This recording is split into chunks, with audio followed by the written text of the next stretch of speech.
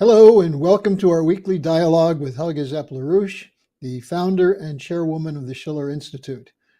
Today is July 24th, 2024. I'm Harley Schlanger and I'll be your host. You can send your questions and comments to Helga via email to questions@schillerinstitute.org, or you can post them on the YouTube page. Now, Helga, it's been another week of head-spinning events following the assassination attempt against Donald Trump. We had the withdrawal from the presidential race by Joe Biden, his replacement by Kamala Harris, and a number of events spinning off from there. But I'd like to begin with your sense of where things stand in the world today.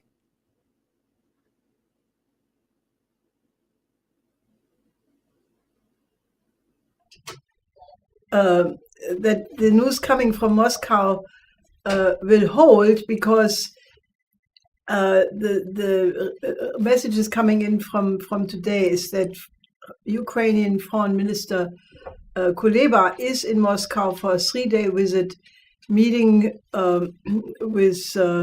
I'm sorry. I'm sorry. I was distracted. And actually, he's in Beijing, meeting with Wang Yi, and on a 3-day visit to Beijing.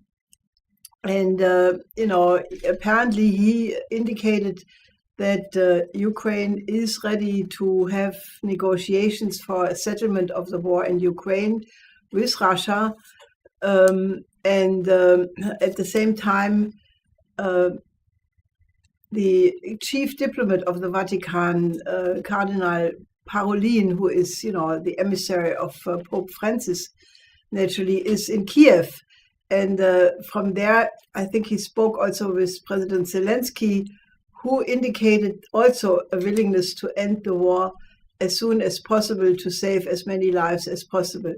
Now, if these two messages, and naturally not everybody agrees with it in Ukraine, but if these two messages from the president and the foreign minister actually hold, and this could be the long hoped for end of this war. Now, as I said, still many steps have to be taken, but I think it's extremely promising. It's extremely hopeful, and the fact that this is happening with the mediation of China, very obviously, and I would not neglect the diplomatic mission of Prime Minister Orban of Hungary, who in the the second day of his presidency of the EU, went to Kiev, met with Zelensky, then he went to Moscow, met with Putin, then he went to Beijing, meeting with Xi Jinping, from there to the Nato summit, and from there to Mar-a-Lago. And naturally, this had obviously a big input in this effort to get the negotiations to end the war. Now, I just want to say this is a very good news, and it just proves that those people who went absolutely crazy in the European Union, like Ursula von der Leyen, actually, who was punishing, or was trying to punish Prime Minister Orban, they are proven to be utterly wrong. And I think the role of China as a mediator cannot be underestimated, given the fact that not only did China a little while ago mediate between Saudi Arabia and Iran, but now more recently between the Hamas, the Fatah, the PLO, and 12 other Palestinian organizations to unify, to build an interim unified organization, basically a very important stepping stone to hopefully leading to an end to the Gaza war as well, and eventually even a Palestinian state. So I think the role of China is in all of these cases extremely noticeable, positive, and that shows again how absolutely wrong the NATO declaration of the recent NATO summit in Washington was, which described China as the challenge to the Euro-Atlantic security order. They should really review their thinking, because obviously China is doing something important, positive on several parts of the world, and NATO is on the wrong track. But given the fact that these people are sitting on the highest horse possible, I think it does require some more messages before they get it. Well, this changes a lot, because I hadn't heard about the Kuleba meeting. The China role is obviously crucial. Let's just probe this a little bit, because the EU has been toying with this idea of global NATO, of actually moving toward it, of having to contain China, do something to cut out Chinese goods shipments to Europe. This absolutely is a total game changer then for the NATO and the European Union team, isn't it? Well, I think, it just makes me very hopeful, because, I have been, and naturally all of us from the Schiller Institute, we have been campaigning that in the age of thermonuclear weapons, you cannot have war as a settlement of conflict, but diplomacy, negotiations are the only way to go.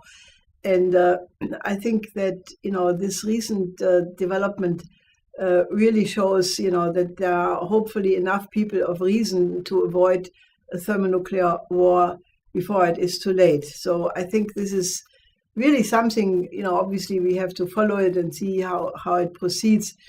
But I think this is a very hopeful sign for all of humanity.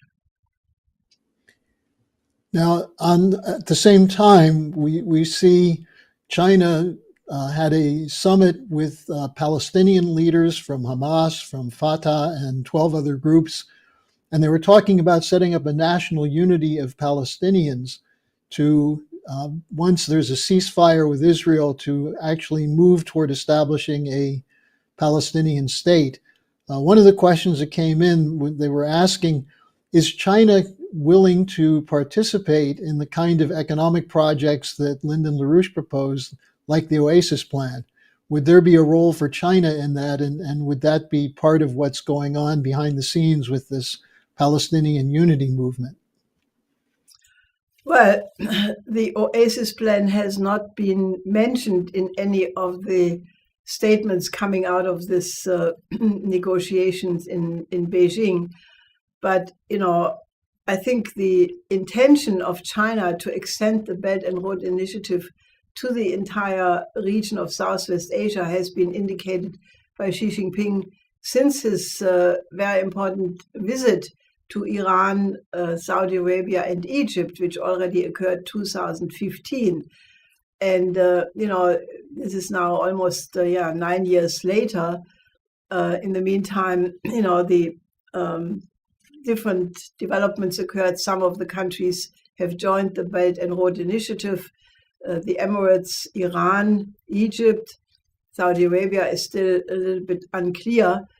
But I think if there is a motion towards peace, then China for sure will have a very important role in the region. On the other side, we are continuously organizing for the implementation of the Oasis plan. And while I'm today not at liberty to tell you all the steps, because, this is a organizing process, which, you always have to organize a lot before something like that happens. But I can assure you that there is a continued, very vivid interest from some of the countries from the region to actually go in this direction. So with all caution, I'm moderately optimistic that there is a way out, and it should give people the hope that if you mobilize and if you activate yourself, a positive outcome is possible. And that goes diametrically against this cultural pessimism, which is very far spread among many people who say, the world has gone so crazy, you can't do anything anyhow. No, you can do something. And I think that is the most important message everybody should take home. Well, here's a question that just came in. Do you think anyone in the Democratic Party is quick enough to pick up on this, and break with the policy of the war policy, since that's been the commitment of Biden and presumably of Harris? Well, I don't know. I think that talking about the Democratic Party, probably the closest, even so he's formally not a Democrat anymore at this moment, is Robert Kennedy Jr., who even has proposed that he should attend the Democratic Party nomination convention, and that the Democratic Party should nominate him. Now, I don't think that the present DNC and also the big donors of the Democratic Party, which are the billionaires, would want to do that. There are reports that Kamala Harris supposedly has already enough delegates to close the nomination. That remains to be seen. There are still several weeks, and a lot of things are happening, obviously, in the context of the U.S. election. I can only hope, that there would be some more Democrats who would remind themselves of the tradition of John F. Kennedy and his famous peace speech, which is what should guide the American population out of this crisis. I don't know if it will happen. I'm not so optimistic about that. Well, and it's also that the U.S. has been locked into support of Israel. Now, today, we have a question that came in from Barry from Cleveland, who wrote, "I'm disgusted that the Congress has invited a genocidal war criminal to address them," referring to Israel's Prime Minister Netanyahu. And he said, "I hear that he may also have private meetings with Biden, Harris, and Trump." And he asks, is there no one who will stand up against the Zionist lobby and its billionaire donors and demand that Israel stop killing and instead accept a Palestinian state? Of course, Netanyahu and the foreign minister Katz poo-pooed the China intervention and said there's no way the Palestinians will ever be able to be united. So what do you think about the situation with Netanyahu addressing the Congress, Helga? Well, I think it's amazing because the International Court of Justice, I think it's the court which has the legal reach to implement its decisions, did call Netanyahu a war criminal. And it is quite amazing that Netanyahu would be invited to address the Congress. There is also the statement coming from 24 of very, very high-level former officials, even leaders of the different Israeli institutions, from the Shin Bet, the IDF, the Mossad, several, 24 of them, who basically speak out against that Netanyahu should speak in the Congress, because they say that what Netanyahu is doing is actually the biggest threat to the security of Israel.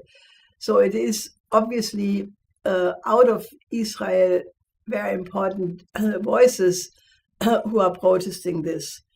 Maybe Netanyahu should just follow Biden's example, resign and make room for a solution which would be probably in the interest of all sides. We're listening to Helga Zepp LaRouche. She just broke some extremely important news about a potential breakthrough in the Russia-Ukraine or Russia-NATO situation. Helga, in that context, we have a question here about the China and Europe. Is there still hope for the Belt and Road Initiative in Europe after Italy has dropped out? And what must we do to encourage its development? I think so, absolutely, yes, because, if you look at Europe right now, it's in a state of complete chaos. There is no European unity. When von der Leyen and the EU Commission moved against Prime Minister Orban very hard, trying to take the EU presidency away from him, that's, a rules-based order, is pretty unruly, I would say. I don't know if that pun works in English. But in any case, so they shifted now some of the meetings which were supposed to take place in Budapest to Brussels. And what happens, several EU members don't agree, don't come. So not only is the policy of trying to enforce a unity not functioning, backfiring, it, in any case, the same goes for the Belt and Road Initiative, because the effort by mainly the US, Great Britain, and some figures in the EU Commission, such as von der Leyen, to try to follow the line of decoupling from China, de-risking from China, is not received well, for sure not by Hungary, not by Slovakia, not by Georgia for that matter, not by Bulgaria. And in Italy, there is a lot of opposition, which, people want to reverse what Meloni did. Look at France at this point. France is in a complete state of chaos. There are news from today that they may have found a prime minister, a government for coming out of the collected left that has not yet been formed. So that's still a very iffy question. Any government which will be formed in France will be extremely unstable, given the composition of the votes division between Le Pen, the Macron forces, and the left. So then the Olympics will start, I think, tomorrow or so. But our colleagues in France are reporting that Paris is already a complete chaos, traffic jams completely block the city. There are bomb threats already. Several people warned that, terrorism is a big problem for the next weeks of the Olympic Games. So, if you look at the German situation, well, you have now elections, campaigns in 3 East German states, and Scholz went to one. He was booed by the population. Boris Pistorius was heckled very massively. And actually, the reason of it is that the German government, or Scholz in particular, made unilaterally the decision to accept the order from the United States to station long-range American missiles on German ground, and that does not find the agreement of the population. And I think we are still at the beginning of a protest wave, which I expect to become very, very massive. So if you look at Europe, it's a picture of complete disunity. And, I think the only unifying element would be to say, okay, why is Europe not joining with the global majority and, helping to industrialize the global south, help to alleviate and even eliminate the terrible refugee crisis by helping these countries to develop their own economies so that the people can stay home and help to build up their country. So I think that debate in Europe is it's beginning, it's urgent.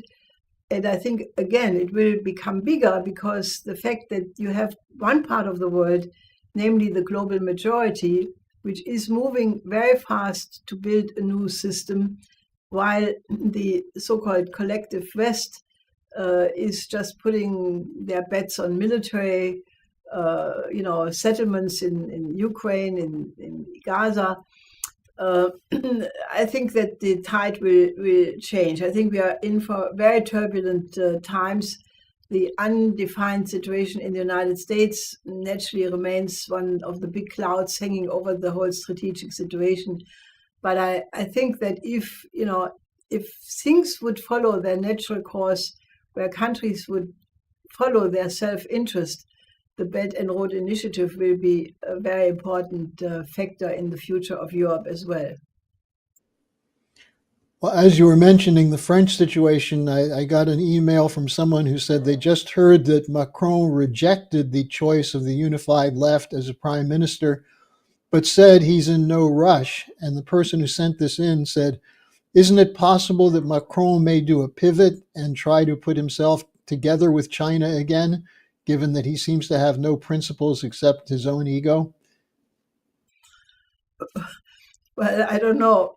I know of a person who knows Macron personally, who is not totally against Macron, but he characterized him as a chameleon, that Macron has the ability to take over the colors of his environment and can do the opposite in the next moment. So, I think, we reach in Europe very soon the point of no return in terms of our economies. France will have a very rocky autumn because the EU already has put the screws on in terms of the deficit spending of France, and they will demand massive budget cuts.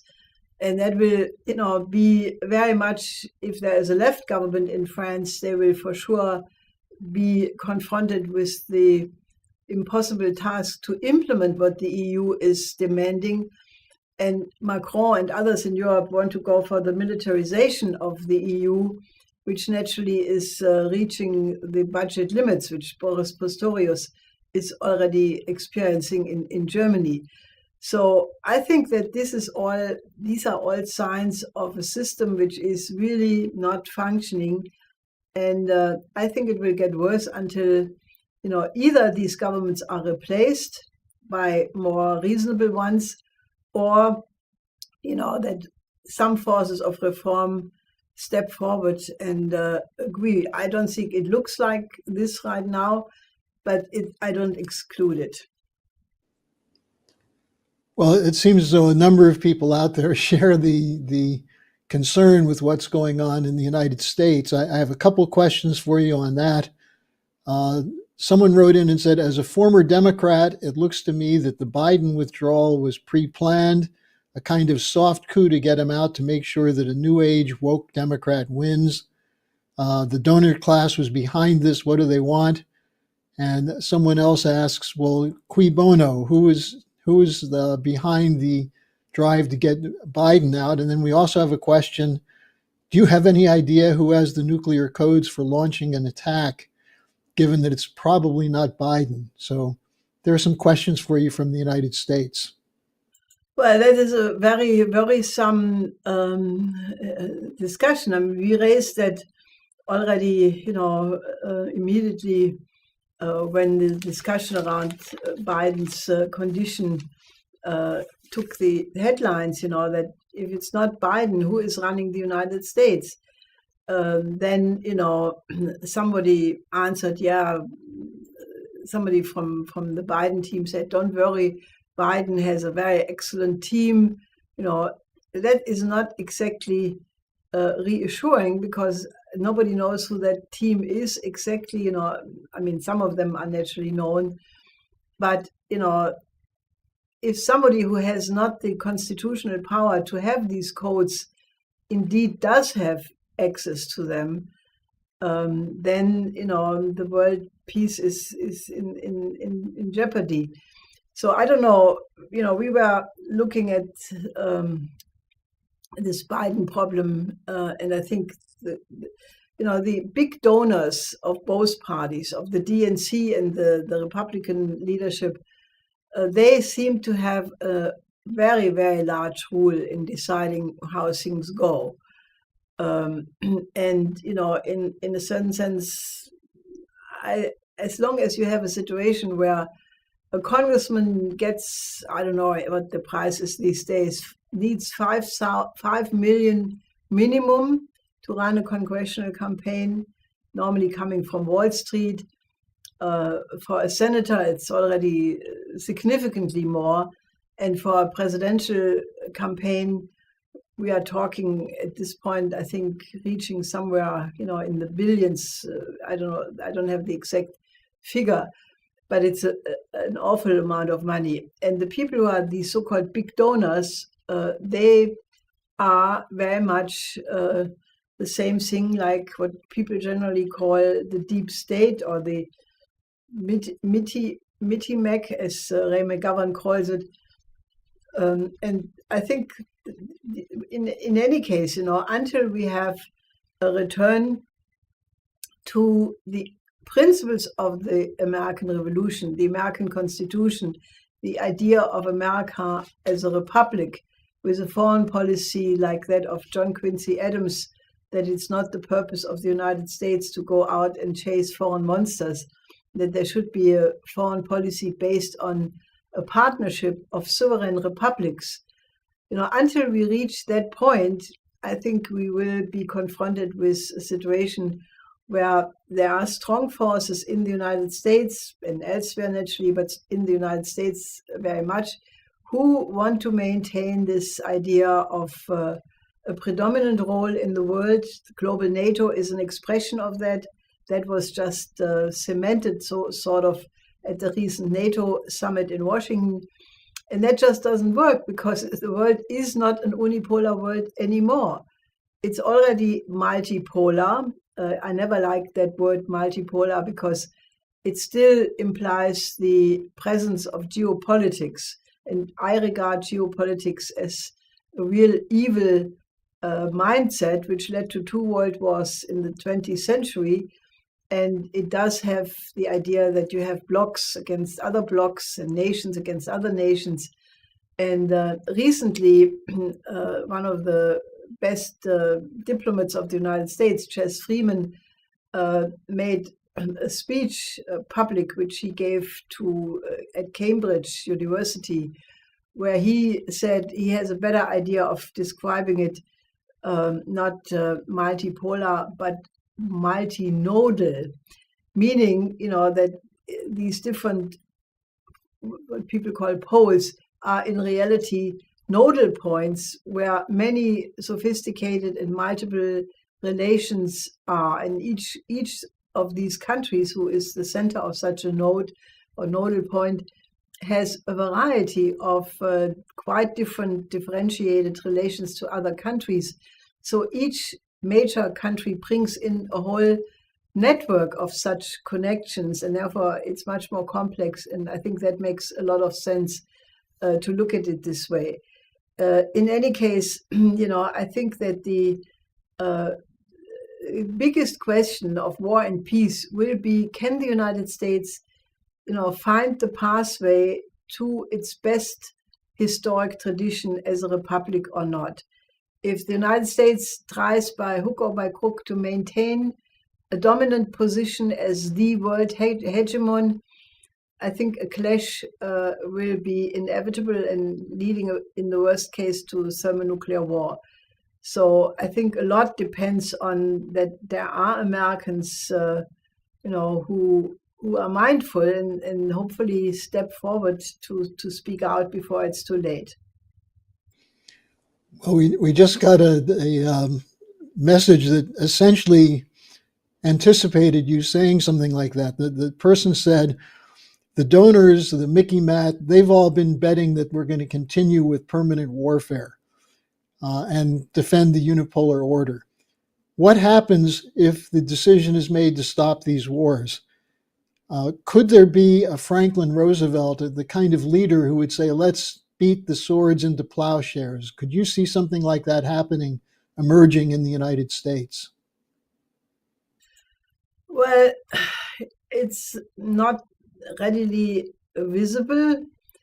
I'm not an American, therefore I don't want to meddle in American affairs in the middle of an election campaign. I can only say as an observer, and I have lived many years in the United States. I think maybe Kennedy has the potential to become that. I think he has good impulses. I think, one could only hope that he would make that step, because he's definitely trying to orient towards his uncle and his father. I think there are aspects of his policies which clearly need a change, and I don't want to go into that at this point. I have not seen anybody else inside the Democratic Party. I think Trump has promised he would end the war in Ukraine in 24 hours. I think he has an input into Prime Minister Orban. I think he probably would end that war quickly. Other aspects of his policies are obviously not in line with that. And again, I'm restraining myself from commenting here. I think the problem is if one has to see what Trump actually does. Is he going to be, somebody who relies on people who, would go in the direction of what I said before, the American Revolution, the tradition of Lincoln, of Roosevelt, of even Kennedy. I mean, there are always people in his environment who are neocons, who are China bashers, and there are also big donors, big multi-billionaires who are mooted that they will be on his team. So, I mean, given the fact that this campaign is now getting into high gear, I can only wish that, this question is going to be clarified, that we get to the election, because I personally think that the next 6 months, the 3 months up to the election, and then the remaining time until the new president is sworn in, because of all the instabilities, are extremely dangerous. And I have said, and I think despite these hopeful signs coming from Beijing in respect to Ukraine, I think these 6 months will be the most dangerous in the history of all of humanity, simply because never before was the danger that if it goes wrong, it could evolve into a nuclear war existed never like this ever. So, therefore the stakes are higher than ever before. And, given the fact that the Western establishment, at least if you look at certain die-in-the-wool Atlanticists on both sides of the Atlantic, they have not even mentioned the word diplomacy. They have not mentioned the idea that you could start to negotiate with Russia, with China. Von der Leyen, just in her recent speech in the European Parliament, stated again that that Russia must be inflicted with a strategic defeat. Now, I don't understand that. How can she say a thing like that? Because this woman was defense minister of Germany before. Now, if you are a defense minister, the minimum you should have done is to study the strategy of your supposed opponent, in that case, Russia. Now, Russia has a nuclear doctrine which says that Russia will only use nuclear weapons if the territorial identity and integrity of Russia is threatened, but then they will use nuclear weapons. More recently, because of all of these escalations, they have mooted that they may change that nuclear doctrine, but they have not yet. So therefore, if you say that you want to inflict strategic defeat on a superpower, which presently is the strongest nuclear power in the world, simply because they have a slight technological edge over Nato, over the United States, and they have said if their defeat, their integrity is threatened, they will use nuclear weapons. You are talking about nuclear war. I don't understand why von der Leyen doesn't seem to consider that. Maybe while she was defense minister, she did something else than studying strategy. I don't know. In any case, this is extremely worrisome, and there is a whole group of countries and people who seem to be dead set to go ahead and cause that strategic defeat of Russia. And I think that is a course where we have to get off urgently, because this is the biggest Damocles sword hanging over the existence of all of humanity I can think of. Well, Helga, this has been fascinating today, because the changes that we've been seeing that have been moving quickly, these are more changes that you caught me off guard with your opening. I just want to say there are a couple people in the YouTube chat who said that the person who possibly could do that would be Diane Sare. Maybe Diane Sare should run for president. In any case, why don't you wrap up the discussion here, and what should people get coming out of this discussion as to what they should do? Well, I think the idea of Diane Sare running for president may not be the worst idea. Obviously, we would need an outpouring of support to really make it work. But she for sure is qualified, because, she is a long-year pupil of my late husband, Lyndon LaRouche. And, she has proven in her campaign so far the quality of a stateswoman which is required. So whoever asked that question, then get into her campaign staff and help her make it work. So I think we are still in a mortal danger. This very horrible decision by Scholz to declare that he will implement the decision of the United States to put long-range missiles into Germany is just a no, it cannot be accepted. This is a revival of the middle-range missile crisis of the 80s, but in a much, much more dangerous environment where all the communication channels which existed then no longer exist. All the disarmament agreements have been dismantled. So we are sitting there, on the edge of an escalation. Now, hopefully this present developments around Ukraine helps to diffuse that. But these long-range missiles should not be installed. I think Scholz has no right to do that. The United States has no right to treat Germany as a colony. And, I think hopefully this can be stopped before it is leading to an escalation which nobody can stop. Let me just say this. I have issued a call for something which I call a council of reason. This is the idea that, we need urgently some people, mostly of an older generation, who have been in government in different countries, who have been in high positions in the military, in civil service, in, artists, culture, science, who have some important contribution to resolve this present world crisis.